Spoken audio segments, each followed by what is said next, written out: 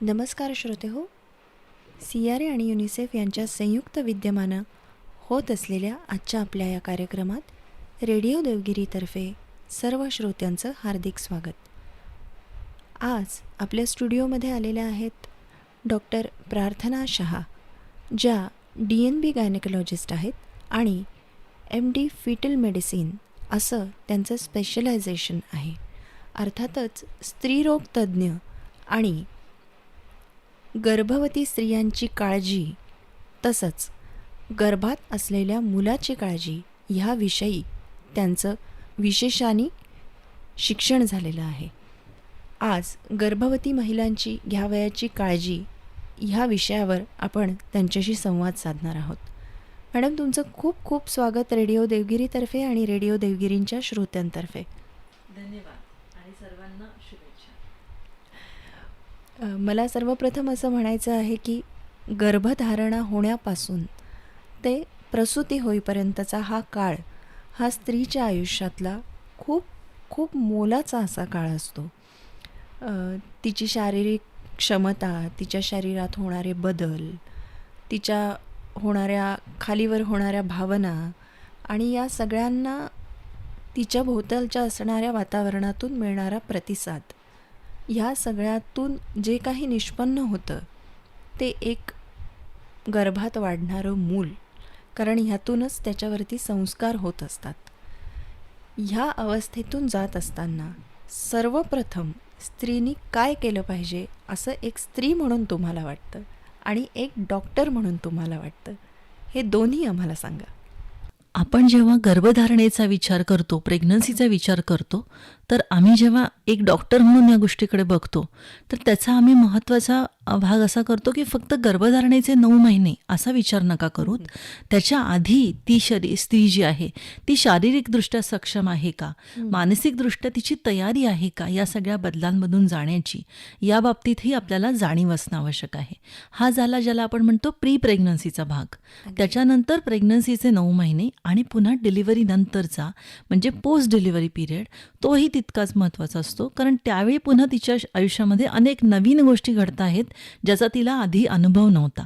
किंवा आपण जसं बघू की या विषयाचं शिक्षण आपल्या मुलांना शैक्षणिक भागात दिलं जात नाही की या कालावधीमध्ये आपल्या बाबतीत काय बदल घडू शकतात आणि त्याची तयारी करणं. तर पहिला विचार करूयात की प्रेग्नन्सी राहण्याआधीचा कालावधी.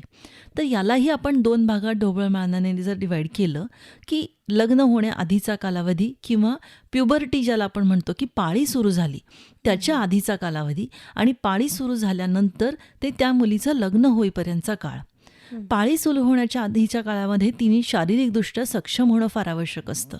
कारण एकदा पाळी सुरू झाली की मुलींची उंची वाढत नाही आणि मुलीच्या उंचीचा संबंध तिच्या माकड हाडाशी असतो. माकड हाड पुन्हा कुठे उपयोगी पडणार आहे, जेव्हा आपण बाळाची वाढ बघतो, डिलिव्हरीच्या वेळी बघतो की बाळाचं डोकं खाली उतरणं, या सगळ्या गोष्टींशी त्याचा संबंध असतो. त्यामुळे पाळी येण्याआधी त्या मुलींनी नियमित व्यायाम केलेलं असणं आणि तिचं शरीर सुदृढ असणं हा फार महत्त्वाचा भाग असतो. कारण पाळी सुरू झाली की मुलींच्या अनेक तक्रारी चालू होतात. मग पाळीच्या कालावधीमध्ये चक्रा येणं किंवा मग कंबर दुखणं, पोटात दुखणं, हे सगळे त्रास चालू होतात. कारण त्याच्या आधी तिचं शरीर जे सक्षम व्हायला हवं ते तितकं झालेलं असं नसतं. तर त्यामुळे या कालावधीमध्ये मुलींकडे लक्ष द्या असं आम्ही विशेषत्वाने सर्वच पालकांना सांगत असतो. एकदा पाळी सुरू झाली की तिची प्रजनक शक्ती जी आहे ती ॲक्टिव्ह झाली असं आपण मानतो. त्यानंतर मात्र आपण पुन्हा जसं बघतो की आपल्याकडे कायद्याने 18 वर्ष ही लग्नाची वयोमर्यादा दिलेली आहे. पाळी साधारण 10 ते 12 वर्ष सुरू होते, पण 18व्या वर्षापर्यंत तिचं लग्न करू नका असं आपण का सांगतो आहोत? कारण जरी पाळी सुरू झाली आणि तिची प्रजनन शक्ती चालू झाली असली तरी तिचं शरीर प्रेग्नन्सीसाठी आवश्यक असणाऱ्या बदलांसाठी अजून तयार नाही आहे. बऱ्याचदा पाळी सुदृढ होणं आवश्यक आहे किंवा पाळी पण बऱ्याचदा नियमित नसते. काही मुलींची पाळी 2-3 महिन्यामध्ये येते, काही मुलींची महिन्याला येते. पाळीच्या कालावधीमध्ये त्यांना ब्लिडिंग जास्त होऊ शकतं. या सगळ्या गोष्टी तिच्या शरीराला, ज्याला आपण म्हणतो की त्यांची सवय व्हायला, यूज टू होण्यासाठी हा मधला कालावधी आवश्यक आहे. की पाळी रेग्युलर यायला लागली, जर पाळी रेग्युलर येत नसेल तर PCOD नावाचा आजार आपण अलीकडे बघतो की खूप मुलींमध्ये कॉमन आहे. PCODमध्ये काय होतं तर पाळी नियमित येत नाही आणि त्याचं कारण असं असतं की तिच्या शरीरात जी ओव्ह्युलेशनची प्रक्रिया आहे, अंड तयार होण्याची प्रक्रिया ही नियमित नाही. अशा मुलींमध्ये बऱ्याचदा आपण बघतो की वजन जास्त असतं आणि हे जास्त वजन आणि पाळी अनियमित न येणं या गोष्टींचा इफेक्ट जेव्हा ती प्रेग्नन्सीचा विचार करते लग्नानंतर त्यावेळी येतो. मग बरोबर. प्रेग्नन्सी राहण्यासाठी अशा मुलींना बऱ्याचदा वेळ लागतो किंवा प्रेग्नन्सी न अडचणी राहण्याचं येतात. प्रमाण यांच्यामध्ये जास्त असतं. त्यामुळे पुन्हा या कालावधीमध्ये या मुलींचं वजन अपेक्षेपेक्षा जास्त वाढू नये याकडे आपण लक्ष द्यायला हवं. त्याचप्रमाणे दुसरं टोक की खूपच बारीक आहेत मुली. आपण बघतो आजकाल ह्या मुलींवर चित्रपटसृष्टीतल्या अभिनेत्रींचे फार परिणाम असतो हो, की मला अगदी. तिच्यासारखं दिसायचं आहे हो. आणि मग त्या तिच्यासारखं दिसण्याच्या नादामध्ये आईनी डब्यात दिलेल्या 2 पोळ्यांच्या ऐवजी 1च पोळी खाल्ली जाते. अगदी. सगळ्या भाज्या खाल्ल्या जात नाहीत किंवा जे आपण म्हणतो ज्याला आपण जंक फूड म्हणतो हो, ते त्याच्या जास्त सेवनाचं प्रमाण खूप वाढतं आणि मग त्यामुळे हे शरीर जे सुदृढतेकडे जायला पाहिजे बरोबर आहे. आणि प्रेग्नन्सीची तयारी होण्याकडे जायला पाहिजे बरोबर आहे. तिथून कुठेतरी आपला ट्रॅक बदलतो. सक्षम होण्यासाठी जे काही खाणं आवश्यक आहे ते सगळ्यांनीच खाल्लं पाहिजे, मुलींनी सुद्धा खाल्लं पाहिजे आणि अर्थात प्रत्येक नागरिकाचं हे कर्तव्य आहे की आपण चांगलं दिसण्याबरोबरच चांगलं असणं हे सुद्धा तितकंच गरजेचं आहे. अगदी खरं आहे, अगदी खरं आहे. कारण आपण ज्याला म्हणतो जसं बँकेचं उदाहरण आहे की तुम्ही बँकेत आधी पैसे जेव्हा जमा करता तेव्हा तुम्हाला वापरता येतात. तर हा बरोबर आहे. कालावधी तुमच्या शरीराच्या दृष्टीने सगळ्या गोष्टी चांगल्या जमा करण्याचा आहे. हम्म. तर तुम्हाला फ्युचरमध्ये प्रेग्नन्सीमध्ये वय वाढल्यानंतर या सगळ्या स्टोअर्सचा वापर करता येतो. पण जर या कालावधीत या बँकेत आपण डिपॉझिट नाही केलं तर नंतर त्यातून काढणार काय? म्हणजे त्यातून निघणारं आउटकम जे आहे मग ते प्रेग्नन्सी आणि हे बाळाचं पुढचं आयुष्य त्याच्यावर बरोबर आहे. त्याचे चांगले परिणाम होत नाहीत. त्यामुळे या कालावधीतल्या या मुलींकडे आईवडिलांनी विशेषत्वाने लक्ष द्यावं असं मी सगळ्यांनाच नेहमी सांगत असतो. आता आपण वळूया प्रेग्नन्सीच्या कालावधीकडे की प्रेग्नन्सीचे जे 9 महिने आहेत त्यांचा जेव्हा आपण विचार करतो तर माझ्या सगळ्याच पेशंटना मी हा सल्ला सांगते की आपण आयुष्यामध्ये 2 किंवा 3 वेळा विचार करतो प्रेग्नन्सीचा. त्यामुळे हा जो अनुभव आहे हे तुमच्या शरीरात होणारे बदल आहेत ते तुम्ही पूर्ण आयुष्यामध्ये 2 किंवा 3 वेळाच घेणार आहात. तर ते एन्जॉय करणं हा त्यातला सगळ्यात महत्त्वाचा भाग असायला हवा की ह्या चांगल्या गोष्टी आहेत आणि त्या तशा पॉझिटिव्हली घेतल्या गेल्या पाहिजे. कारण आपण बघतो की पहिले 3 महिने प्रेग्नन्सीचे जे असतात त्याच्यात बऱ्याचदा आपल्याला उलटी किंवा मळमळ असा त्रास होत असतो अगदी. किंवा या मुलींनी त्यांच्या बहिणीमध्ये किंवा मैत्रिणीच्या प्रेग्नन्सीत पाहिलं असतं की तिला तर खूपच उलट्या झाल्या हे मला नको असं अशी कुठेतरी मनात भीती असते. तर त्यांना आम्ही हे सांगतो की नाही, हा बदल तुमच्या शरीरात नव्याने घडत असल्यामुळे कदाचित तुमच्या शरीराला त्याला ॲडजस्ट होण्यासाठी वेळ लागतो आहे. तर त्याकडे तशा पॉझिटिव्हली बघा की ओके जरी मला त्रास होत असला तरी आज त्याच्यासाठी सेफ अशी औषधं आहेत जी प्रेग्नन्सीमध्ये आपण घेऊ शकतो आणि बाळावर त्याचा परिणाम होत नाही. त्यामुळे या 3 महिन्यामध्ये योग्य ती औषधं घेऊन या लक्षणांवर आपण कंट्रोल ठेवू शकतो. त्याकडे नक्कीच या मुलींनी वेळ द्यावं, विशेषत्वाने लक्ष द्यावं की डॉक्टरांनी जर लिहून दिली आहे तर ती गोळी घेतली गेली पाहिजे म्हणजे तुम्ही नीट खाऊ शकता. नाहीतर बरोबर पहिले 3 महिने आहाराकडे बऱ्याचदा या त्रासामुळे दुर्लक्ष होतं आणि मग तयार होणाऱ्या बाळाच्या वाढीवर त्याचा कुठे ना कुठे लॉंग टर्मचा परिणाम होतो. त्याचं कारण असं आहे की आपल्या सगळ्यांना अभिमन्यूची गोष्ट माहीत असते की 9 महिने आई जे करते त्याचं बाळाच्या पुढच्या 60-70 वर्षाच्या आयुष्यावरचा इफेक्ट असतो. हे फक्त 9 महिन्याचा कालावधी नाही आहे. बरोबर तर आहे. जेव्हा आपण हा पुढचा विचार करू त्यावेळी त्या बाळाच्या पोषणाच्या दृष्टीने पण आपण विचार करू. बरोबर आहे. म्हणजे तुम्ही आता असं म्हणालात की एक स्त्री 2दा किंवा 3दा तिच्या जीवनामध्ये प्रेग्नंट राहते किंवा गर्भावस्थेत असते. पण मला असं वाटतं की आपण 2-3 वेळेला एक आई म्हणून आपण त्या गर्भावस्थेचा अनुभव घेतो. पण गर्भातलं जे बाळ असतं ते किंवा कुणीही आपण एकदाच जीवनामध्ये गर्भात राहतो आईच्या. अगदी खरं. आणि ती जी अवस्था असते त्या अवस्थेतलं ते जे जीवन आहे ते कसं असावं हे त्याला कळत नसतं. त्या अगदी गर्भात बरोबर. असणाऱ्या जीवाला ते कळत नाही. ती जबाबदारी ही पूर्णपणे आईची पूर्णतः आहे. आईची असते. त्याच्यामुळे ह्याच्याबाबत आपण किती सजगता बाळगली पाहिजे, किती जागरूक असलं पाहिजे हे फार महत्त्वाचं आहे. म्हणजे आपल्याला मळमळ होतीये, ठीक आहे, आपल्याला त्रास होतोय, ठीक आहे, पण बाळाच्या पोषणासाठी मी आहार घेतला पाहिजे आणि तो आहार असा असला पाहिजे की तो त्या बाळाला व्यवस्थित त्याची वाढ होण्यासाठी पुरेसा असेल. हे आजच्या स्त्रीला सांगणं फार गरजेचं आहे असं मला वाटतं. अगदी खरं. आपण जे म्हणालो मगाशी की मानसिक तयारी ती या गोष्टींची की हो हे बदल होणार आहेत हां. आणि मी त्याला पॉझिटिव्हली कोप करणार आहे. अगदी. हा जो मनाच्या तयारीचा भाग आहे तो प्रेग्नन्सीच्या आधी कुठेतरी व्हायला हवा.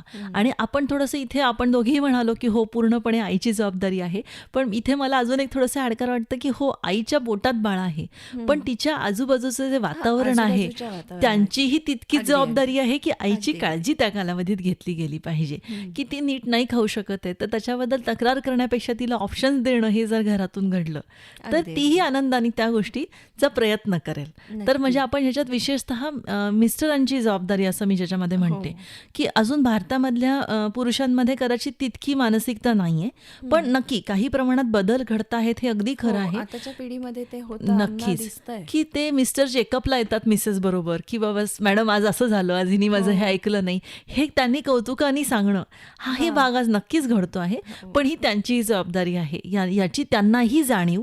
आणि पुन्हा जसं मी म्हणाले की मुलींच्या लग्नाआधीचा कालावधी तसा मुलांच्याही लग्नाआधीचा कालावधी की लग्न झाल्यानंतर तुझ्या मिसेसच्या बाबतीत तुला कुठे सपोर्ट करायला लागेल याची त्यांना जाणीव त्यांच्या आई वडिलांकडनं कुठेतरी होणं हा कारण शेवटी प्रेग्नन्सी फक्त आईची नाहीये ना, बरोबर बाळ आहे. त्या दोघांचंही होणार दोघांचं आहे. आहे. त्यामुळे त्याच्या संगोपनामध्ये दोघांनीही अगदी, इक्वली अगदी. कॉन्ट्रीब्यूट अगदी, करणं. कारण त्या आईला तसं बघायला गेलं तर सगळ्यात जवळचं माणूस म्हणजे त्या बाळाचे बाबाच असतात अगदी त्या खरं आहे. कालावधीमध्ये. अगदी खरं आणि मनातल्या भावना व्यक्त करणं किंवा जे काही आपल्या तब्येतीबद्दलच्या तक्रारी आहेत त्या व्यक्त करणं त्याच्यासाठी तो पहिला माणूस असतो. पण तो जर जवळ नसेल तर घरात जी कोणी व्यक्ती असेल, ज्येष्ठ म्हणा, आपल्या बरोबरीची म्हणा, जी कोणी असेल तिच्याप्रती ह्या स्त्रीनी हे सांगितलं पाहिजे की मला काय त्रास होतोय आणि मी काय केलं पाहिजे, असं तिने विचारलं पण पाहिजे असं मला वाटतं. याच्यासाठी एक प्रकारची मानसिक तयारी लागते जे तुम्ही म्हणालात, त्याच्याबद्दल तुम्ही अधिक काय सांगाल? याच्यामध्ये मी जसं म्हणाले की ह्या दोघांची तयारी पण विशेषतः स्त्रीची तयारी. कारण हा जो पहिल्या 3 महिन्याचा कालावधी आहे ज्याला आम्ही म्हणतो बाळाचे सगळे अवयव तयार होण्याची प्रक्रिया इथे घडते. तर त्या कालावधीमध्ये विशेषत्वाने काळजी घेतली गेली पाहिजे. कारण जर या कालावधीमध्ये चुकीची औषधं घेतली गेली किंवा चुकीने तिने CT स्कॅन MRI अशा गोष्टी काही केल्या तर त्याचा बाळावर वाईट परिणाम होऊ शकतो. त्यामुळे इथे काळजी घेणं विशेषत्वाने आवश्यक असतं या पहिल्या 3 महिन्यामध्ये. आणि जसं तुम्ही म्हणालात की मानसिक तयारी की हो या कालावधीमध्ये माझ्या शरीरात एक नवीन जीव आकारास येतो आहे याची जाणीव तिला होणं आणि मग ते जाणीवेबरोबर त्याची जबाबदारी असणं की हो माझ्या मैत्रिणीला पण मुलं झाली, माझ्या आईला पण मुलं झाली, माझ्या सासूला पण मुलं झाली म्हणून मला पण होतील, अशा भ्रमात न राहता आपण या बाबतीत काय करायला पाहिजे याचा तिने स्वतः विचार करणं की मी काय करायला पाहिजे आणि मी काय टाळायला पाहिजे याची तिला जाणीव असणं. तिने त्या बाबतीत स्वतःहून पुढाकार घेऊन ते निर्णय घेणं की हो हे मी नाही करणार किंवा हे मी करणार. की बाबा मी आज जर खूप जास्त हेक्टिक काम करते आहे तर त्या एक्झॉशनमुळे तुमचं शरीर जे थकून जात आहे त्यातून बाळाला मिळणारा पोषणाचा भाग हा कमी होतो. विशेषतः ज्याला आपण प्रोफेशनल स्त्रिया म्हणतो की माझं एक प्रोफेशन फुल फ्लेजमध्ये चालू आहे आणि मला दिवसाचे 24 तास त्याच्यासाठी कमी पडत आहेत आणि त्यात जर मी प्रेग्नन्सीचा विचार करत असेल तर प्रेग्नन्सीच्या राहण्याआधी मी हा विचार करणं की नाही मला ते कुठंतरी एक स्टेप डाऊन करता यायला पाहिजे. हा प्रोफेशनल महिलांचा भाग झाला. ज्या घरगुती महिला आहेत, गृहिणी आहेत, त्यांना घरातली सगळी कामं ज्याला आपण म्हणतो सुपर वुमनसारखी राहायची सवय असते की मी भांडी धुणी पण करते, मी स्वयंपाक पण करते, घरातल्या सगळ्या पाहुण्यांचं मी करते. आणि मग प्रेग्नन्सी राहिल्यानंतर हे तितक्या इफेक्टिव्हली करणं होत नाही. कारण बऱ्याचदा थकवा येऊ शकतो, झोप येऊ शकते पहिल्या 3 महिन्यामध्ये आणि मग त्यांना ते गिल्टी वाटायला लागतं की मी हे का करू शकत नाहीये, ह्याच्यात माझं काही कमी पडतंय का.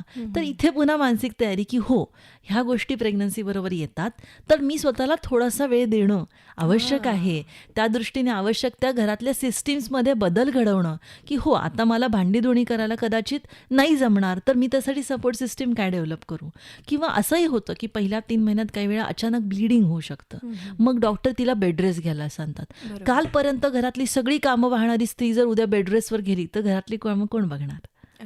ही गोष्टीचा सुद्धा तिच्या स्वतःच्या मनाचा तयारी तिची की हो मला असं कदाचित करायला लागू शकतं, हे बदल घडू शकतात, मला पहिल्यासारखं कदाचित जमणार नाही हे स्वतःशी मान्य करणं आणि तिथून पुढे जाणं ही त्यांच्या दृष्टीने जास्त लाभदायक ठरतं. बरोबर आहे. आणि हे खूप आवश्यक आहे हे जेव्हा कळेल तेव्हा ती आनंदाने त्याचा स्वीकार करू शकेल असं मला वाटतं. अगदी खरं आहे. आता आपण वळूया मधल्या 3 महिन्याच्या कालावधीत. म्हणजे पहिले 3 महिने संपेपर्यंत बऱ्याचदा डॉक्टरांना हे लक्षात आलेलं असतं, की आपली प्रेग्नन्सी जी आहे, ती ज्याला आम्ही 2 पद्धतीत डिव्हाईड करतो. एक लो रिस्क किंवा हाय रिस्क. बरं. की लो रिस्क आहे म्हणजे तुम्हाला पुढच्या राहिलेल्या 6 महिन्यामध्ये कॉम्प्लिकेशन्स येण्याची, प्रॉब्लेम येण्याची शक्यता कमी आहे. मग आपण फारसं टेन्शन घ्यायची गोष्ट नसते. पण जर तुम्ही हाय रिस्क कॅटेगरीत आलात, तर तुम्हाला काही स्पेसिफिक इन्स्ट्रक्शन्स डॉक्टर देतात. बरं. आता आपण बघतोय की बऱ्याचदा मुलींचं प्रेग्नन्सीचं वय जे आहे ते वाढलेलं आहे. 30च्या आसपास मुली प्रेग्नन्सी प्लॅन करतात आणि मग त्याच्याबरोबर प्रेग्नन्सीत येणाऱ्या शुगरचा प्रॉब्लेम, ज्याला आम्ही जेस्टेशनल डायबेटीस असं म्हणतो, बरं. किंवा प्रेग्नन्सी बरोबर आईचं वाढणारं बीपी, या गोष्टींची शक्यता आम्हाला साधारण 3ऱ्या महिन्यात कळते. बरं. 3ऱ्या महिन्याला एक मोठी आणि महत्त्वाची सोनोग्राफी असते, ज्याला आम्ही म्हणतो NT स्कॅन. बरं. ती जेव्हा आम्ही करतो त्याच्याबरोबर या गोष्टींची इन्फॉर्मेशन आम्ही पेशंटला देतो की या शक्यता तुमच्या प्रेग्नन्सीमध्ये कितपत आहेत. या शक्यताच असतात. पण जर आपल्याला कळलं की आपल्या गाडीचा ब्रेक फेल आहे, तर ॲक्सिडेंट होण्याची शक्यता जास्त आहे. म्हणजे आपण गाडी फुल स्पीडमध्ये चालवणार नाही. बरोबर. पण याचा अर्थ असा नाही की 100% ॲक्सिडेंट होईल. पण या काळजी घ्यायची शक्यतांचा हे विचार आपल्याला करून कळेल. पुढचे 6 महिने जायला हवे असं आम्ही सांगतो. तर हा पहिले 3 महिन्याची पहिली झाली जशी NT स्कॅन, तशी साधारण 4.5 महिन्याला ॲनोमली स्कॅन नावाची मोठी महत्त्वाची सोनोग्राफी असते. त्याच्यामध्ये बाळाचे जे बनलेले अवयव आहेत ते अपेक्षेपणे बनलेत आहेत का नाही याची आम्ही माहिती देतो. बऱ्याचदा असं होतं की या सोनोग्राफीमध्ये काही मोठे बदल बाळामध्ये दिसतात, जे पुढे जाऊन या बाळाला पुढच्या आयुष्यात काही त्रास होऊ शकतो. या बाळाला कदाचित हृदयाचा आजार येऊ शकतो, कदाचित या बाळाला मतिमंदत्व येऊ शकतं, अशा शक्यता सूचित करणारी माहिती मिळते. बरं. तर महत्त्वाचा भाग असा आहे की त्या कालावधीमध्ये पॅनिक होऊ नका. आपल्या एरियात असणाऱ्या स्पेशालिस्टची माहिती ह्याच्या बाबतीत आपल्याकडे असायला पाहिजे.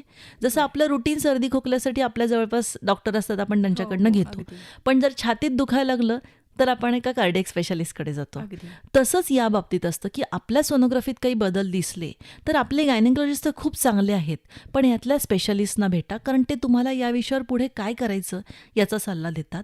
आता अशा प्रकारच्या तपासण्या औरंगाबादमध्ये उपलब्ध आहेत, ज्याला आम्ही गर्भजल परीक्षा म्हणतो. बरं. की त्या तपासण्या करून आपल्याला ही माहिती मिळू शकते की या बाळाला खरंच असा आजार येईल का नाही. आणि या तपासण्या आपल्याला बऱ्यापैकी ॲश्युरन्स देतात की जर रिपोर्ट चांगले आले तर तुम्ही टेन्शन न घेता प्रेग्नन्सी कंटिन्यू करू शकता. बरोबर. तर या तपासण्या विशेष करून अशा महिलांनी करून घ्याव्या की सोनोग्राफीत काही बदल वाटत आहेत. बरं. दुसरा महत्त्वाचा गट की आपल्या परिवारात किंवा आपल्या पहिल्या अपत्याला जर काही आजार असतील, उदाहरणार्थ थॅलेसेमिया नावाचा आजार, पहिल्या बाळाला थॅलेसेमिया मेजर आजार आहे.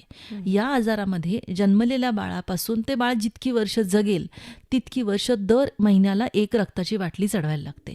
ही खूप मोठी गोष्ट आहे आपल्याकडच्या कुठल्याही सर्वसामान्य परिवारांसाठी. हा सगळा खर्च, त्याचं सगळं टेन्शन, म्हणजे इकॉनॉमिक भाग झाला, सोशल भाग झाला, सायकोलॉजिकल, हे मोठं असतं. तर मग पुढच्या अपत्याचं जेव्हा हे फॅमिली विचार करते की आता पहिल्या बाळाला तर असा आजार आहे, दुसऱ्या बाळाला असं काही होऊ शकतं का, मग हा थॅलेसेमिया हा एक उदाहरण झालं. अशाच प्रमाणे मतिमंदत असणारी पहिली बाळं असतील, किडनीचा आजार असणारी पहिली बाळं असतील, अशाही पालकांनी गर्भधारणा होण्याआधी डॉक्टरांचा सल्ला घ्यावा, स्पेशालिस्टचा, फिटल मेडिसिनचा.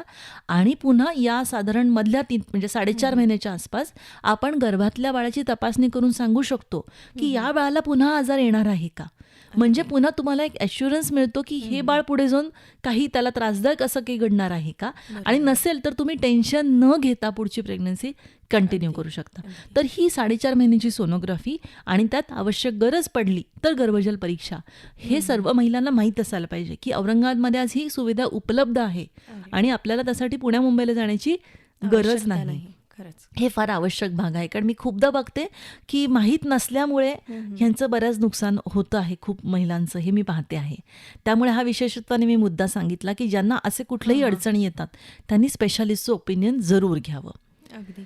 कारण आजचं वैद्यकशास्त्र आणि औषधशास्त्र इतकं प्रगत आहे की तुम्ही हे ज्या काही अडचणी सांगितल्या किंवा जे काही प्रश्न सांगितले, समस्या सांगितल्या, या सगळ्या समस्यांना मानसिक तोंड द्यावं लागेल. म्हणून कितीतरी स्त्रिया, मला असं वाटतं की पहिल्या मुलामध्ये कदाचित काही दोष असेल किंवा काही कमतरता असतील, तर कितीतरी स्त्रिया दुसऱ्या प्रेग्नन्सीचा विचारसुद्धा करत नाहीत किंवा करू शकत नाहीत.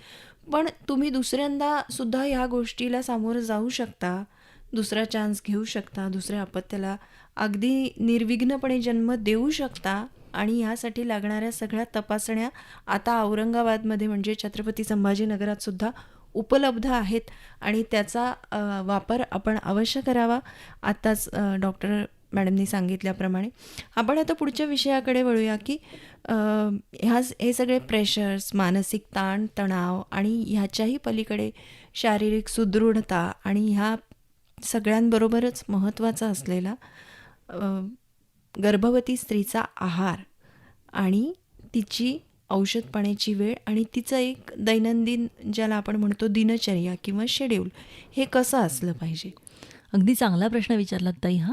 कारण या विषयावर सुद्धा आपल्या महिलांना बऱ्याचदा असं होतं की नक्की काय करावं आणि काय टाळावं याची कल्पना नसते. म्हणजे कदाचित हा आपल्या नवीन संस्कृतीचा भाग झालेला आहे की पूर्वी जॉईंट फॅमिलीज होत्या. घरामध्ये सासू, आजी सासू, कुणी ना कुणी असायचं, ज्या वरिष्ठ महिला होत्या. काही अडचणी आल्या तर त्या स्त्रीला सल्ला द्यायला छोट्या छोट्या गोष्टींमध्ये पण. पण आज न्यूक्लिअर फॅमिलीजमध्ये या मुलींना कदाचित कुणी पटकन सांगणारं नसतं आणि मग बऱ्याचदा कन्फ्युजन होतं की हे करावं का नाही, टाळावं का नाही, किंवा हे नाही करायला पाहिजे पण मला माहीत नव्हतं आणि मी केलं, असंही होऊ शकतं. तर हा विषय खूप महत्त्वाचा आहे की या मुलींची दिनचर्या कशी असावी. तर आम्ही जे सांगतो की या मुलींनी रात्री पुरेशी झोप घेणं आवश्यक आहे. हा सगळ्यात महत्त्वाचा भाग, की रात्रीची झोप या मुलींची पुरेशी हवी. या मुलींनी रात्री लवकर झोपायची सवय लावावी. त्याचं कारण असं असतं की आईचं जसं शेड्यूल असतं तसंच जन्मलेल्या बाळाचं बऱ्याचदा आपण पाहतो. जर आईला रात्री 2-3 वाजेपर्यंत टीव्ही बघायची सवय असेल तर जेव्हा बाळ जन्मतं ते रात्री 2-3 वाजेपर्यंत जागायला लागतं आणि मग आईला जाणवतं अरे आता हे झोपतच नाही रात्री 2 वाजले तरी. म्हणून ही सवय आधीपासून लावून घ्या असं आम्ही त्यांना सांगतो. त्याचबरोबर सकाळी लवकर उठाल तर काय होतं, तुम्हाला स्वतःच्या शारीरिक क्षमतेसाठी वेळ द्यायला मिळतो. आता आपल्याकडे औरंगाबादमध्ये पण आहेत आणि कोरोनाचा फायदा म्हणू आपण की ऑनलाईन बरेच क्लासेस आपल्याला उपलब्ध आहेत, जे गर्भवती महिलांनी कोणती आसनं करावी, प्राणायाम कसे करावेत या विषयावर खूप चांगला सल्ला देत असतात.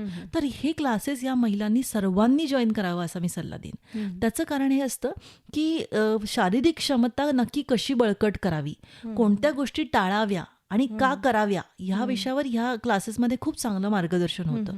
मग याच विशेषत्वाने आम्ही सांगतो की आपली फुफ्फुसं जी असतात, लंग्स, त्याची कॅपॅसिटी वाढवणं आवश्यक असतं. कारण जेव्हा डिलिव्हरीची वेळ येते त्यावेळी आम्ही महिलांना कळा रोखून धरा असं सांगतो आणि मग कळ रोखून बाळाला खाली पुश करायचं असतं. पण जर ब्रिदिंग कॅपॅसिटी ज्याला आपण म्हणतो की फुफ्फुसांचं काम तितकं चांगलं झालं नसेल तर मग कळा घेता येत नाहीत आणि मग सीझर करायला लागतं. आणि ही तयारी आत्तापासूनच करायला पाहिजे. जेवढा लवकर आपण करू तेवढा आपल्या शरीराला क्षमता वाढवायला वेळ मिळतो. त्याचबरोबर पोटांचे स्नायूंचे व्यायाम, की आपले पोटांचे स्नायू जर खूपच पातळ होत गेले तर या महिलेला पुढे जाऊन हर्निया होण्याची भीती असते. त्यामुळे त्या पोटांच्या स्नायूंचा व्यायाम विशेषत्वाने व्हायला पाहिजे. आपण खूपदा बघतो डिलिव्हरीनंतर पाठीची दुखणी, कमरेची दुखणी महिलांमध्ये असतात. त्यामुळे या स्नायूंकडे पुन्हा पाठीच्या स्नायूंचे विशेषत्वाने व्यायाम केले गेले पाहिजेत. आणि पेल्विक मसल, जिथे आपल्या युटरसचं, गर्भकोशाचं प्रेशर सगळ्यात जास्त असणार आहे, पेल्विक मसल्स, त्यांचे विशेषत्वाने व्यायाम व्हायला पाहिजे. आपण असं बघतो की महिला सकाळी एक अर्धा तास वॉकिंग करून येतात आणि म्हणतात माझा व्यायाम झाला.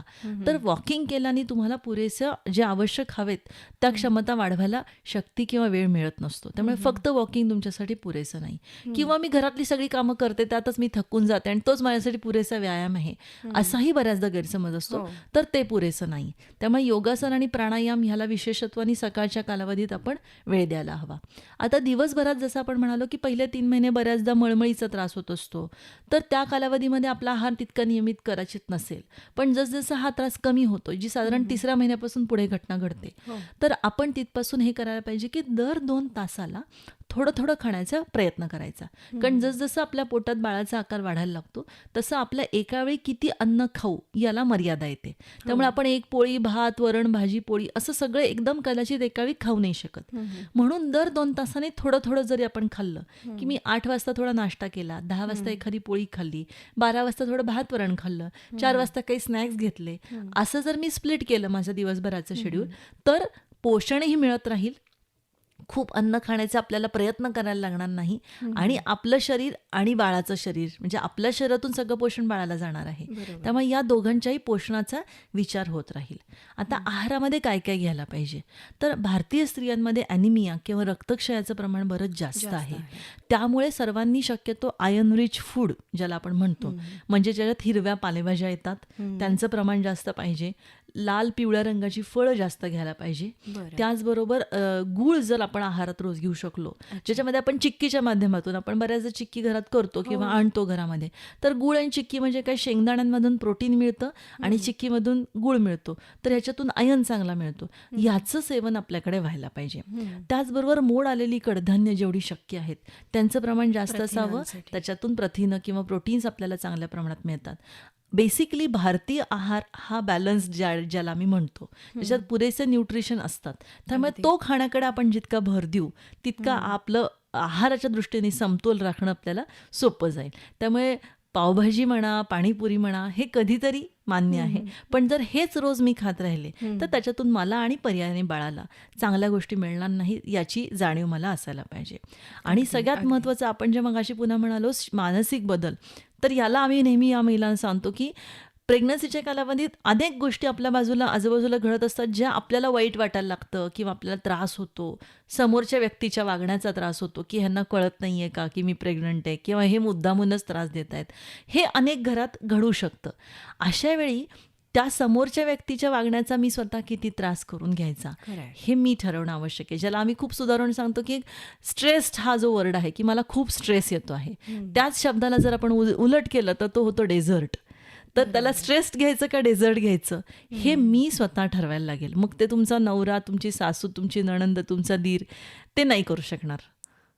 तर ते आपण करावं. आणि ते विशेषत्वाने या कालावधीत, कारण शेवटचे 3 महिने जे आपण म्हणतो तेव्हा बाळाचं वजन वाढण्याची प्रक्रिया फार आवश्यक असते.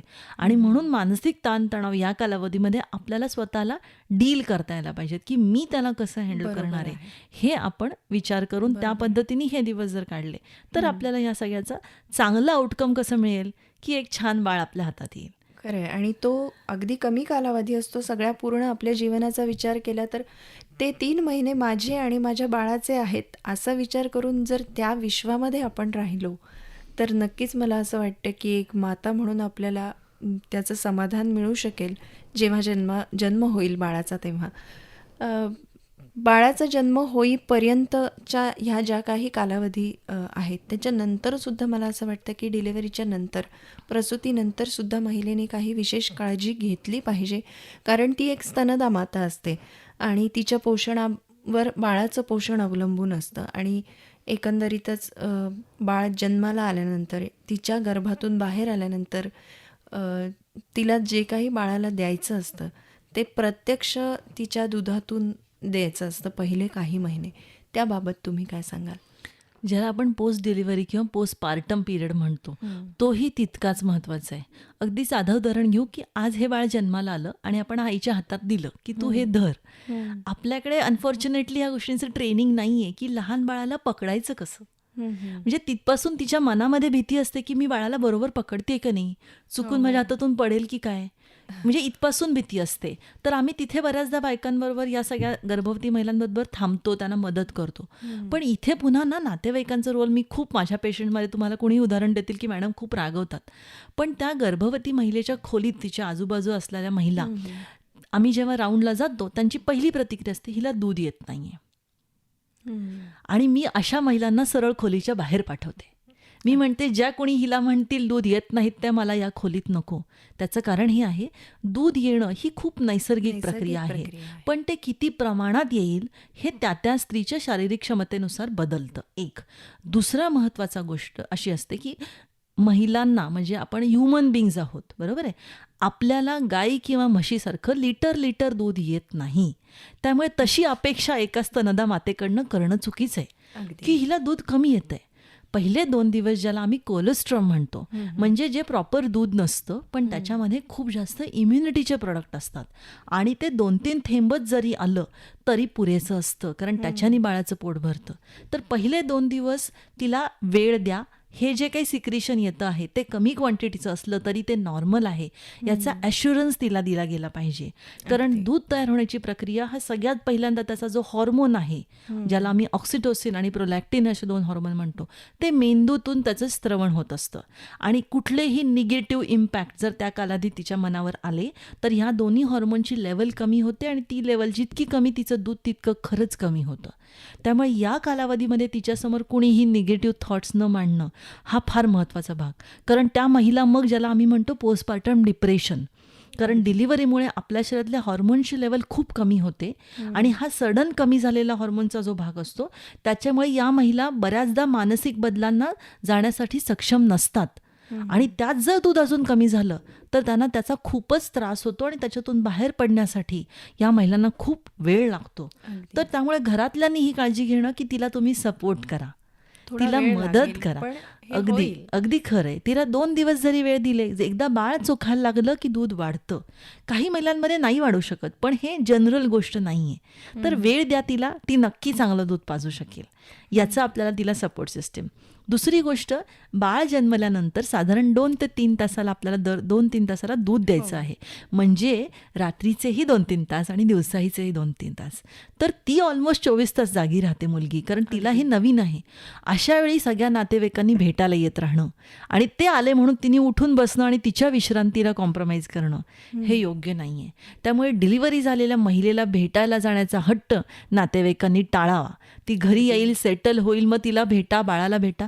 त्यात दुसरा फॅक्टर असाही राहतो, नवजात बाळ जे असतं ते कुठल्याही इन्फेक्शनला प्रोन असतं आणि अशा वेळी आलेल्या नातेवाईकांच्या इन्फेक्शन्समुळे जर बाळाला त्रास झाला तर ती गोष्ट खूप वाईट आहे. तर याकडेही त्यांनी लक्ष देणं आवश्यक आहे. आणि जसजशी ती सेटल होत जाईल तसतशी ती तो कालावधी पण एन्जॉय करेल. तर तो वेळ देणं हा जो महत्त्वाचा भाग आहे तो आवश्यक आहे. त्याचबरोबर तिला आम्ही आयर्न आणि कॅल्शियमच्या गोळ्या डिलिव्हरीनंतर 1 वर्ष घ्या असं सांगतो. कारण या कालावधीमध्ये ब्लिडिंग जे झालेलं असतं त्याच्यातून बऱ्याच रक्तस्रावामुळे शरीरातलं रक्त कमी होतं. त्याचबरोबर कॅल्शियमचं प्रमाण कमी होतं आणि तिला पुन्हा बाळाला दूध देण्याचं आहे. तर तिच्या शरीरातले पुन्हा ही पोषक तत्व बाळाकडे जात आहेत. त्यामुळे ह्या गोळ्या ज्या आहेत डिलिव्हरीनंतर घेत राहणं हे तितकंच आवश्यक असतं. अगदी शरीराची सगळी झीज भरून निघणं आणि पुन्हा त्या बाळाला योग्य ते पोषण देणं आणि स्वतःही पुन्हा सुपोषित राहणं हे ह्याची काळजीसुद्धा त्या सगळ्या औषधांनी आणि आहारातून घेतली गेली पाहिजे. आणि अर्थातच मला असं वाटतं की ही सगळी माहिती जी तुम्ही आम्हाला आत्ता सांगितलेली आहे नक्कीच माझ्या सगळ्या मैत्रिणींनी ऐकलेली असणार, ज्या गर्भवती महिला आपल्या आजूबाजूला आहेत किंवा ज्या स्वतः गर्भवती महिला हे सगळं ऐकत आहेत. मला अगदी खात्री आहे की ही सगळी माहिती ऐकल्यानंतर जे काही डॉक्टर मॅडमनी आपल्याला आज सांगितलेलं आहे त्यातून निश्चितच आपल्याला खूप महत्त्वाची गोष्टींचं आपल्याला माहिती झालेली आहे, ज्ञान झालेलं आहे आणि याचा सगळ्याचा उपयोग आपण आपल्या जीवनात नक्की करून घेणार आहोत. आणि एक समाधानी आणि आनंदी माता असं म्हणून आपल्याला याचा उपयोग निश्चितपणे होणार आहे. त्यामुळे प्रार्थना मॅडम, आज तुम्ही इथे रेडिओ देवगिरीमध्ये आलात आणि आपले हे सगळे विचार आम्हाला सांगितलेत, आमच्याबरोबर तुम्ही हे सगळं शेअर केलं, त्याबद्दल